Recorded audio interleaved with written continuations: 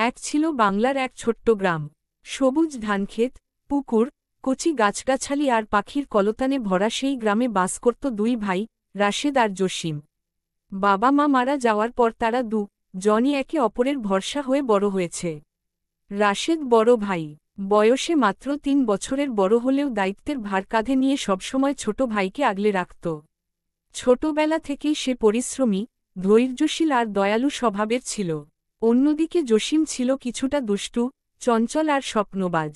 তবে ভাইয়ের প্রতি তার ভালোবাসা ছিল অটুট। বাবা মায়ের রেখে যাওয়া সামান্য জমিতে কৃষিকাজ করেই তারা সংসার চালাত। সকালবেলা রাশেদ মাঠে যেত লাঙ্গল কাঁধে নিয়ে, জসিম স্কুলে যেত বই হাতে। রাশেদের স্বপ্ন ছিল ছোট ভাই লেখাপড়া শিখে বড় মানুষ হবে। সে নিজে শিক্ষার সুযোগ না পেলেও জসিমকে পড়াশোনায় আগ্রহী করে তুলত। কিন্তু জীবনে সবসময় সহজ পথ মেলে না।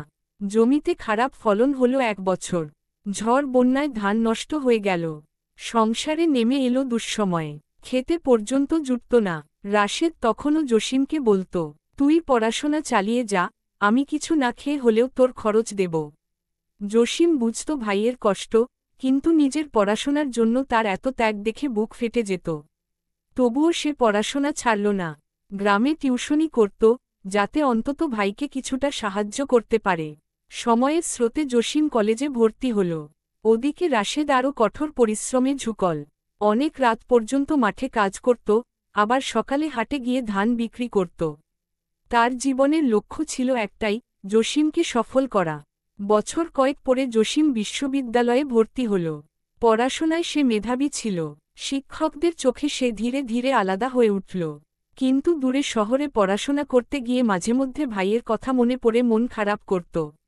রাশেদ চিঠি লিখে সবসময় উৎসাহ দিত, চিন্তা করিস না, আমি আছি, তুই শুধু পড়। দিন যায়, মাস যায়। অবশেষে জসিম বিশ্ববিদ্যালয় থেকে ভালো ফল নিয়ে বের হল। গ্রামে ফিরে আসার পর মানুষ তাকে অভিনন্দন জানাতে ভিড় জমাল। কিন্তু সেই মুহূর্তে সে শুধু একজনের খোঁজ করছিল, তার ভাই রাশেদ। রাশেদ তখনও মাঠে, কাদামাখা শরীর নিয়ে ধান কাটছিল। জসিম দৌড়ে গিয়ে ভাইকে জড়িয়ে ধরল, চোখ দিয়ে অশ্রু ঝরতে লাগল। সে বলল, ভাইয়া, আজ আমি যা কিছু হয়েছি, সবই তোমার জন্য। রাশেদ মৃদু হেসে উত্তর দিল, আমার স্বপ্ন তো তুই সফল হলেই আমি সফল। এরপর জসিম চাকরি পেল বড় শহরে। তবে সে গ্রাম ছেড়ে যেতে চাইল না।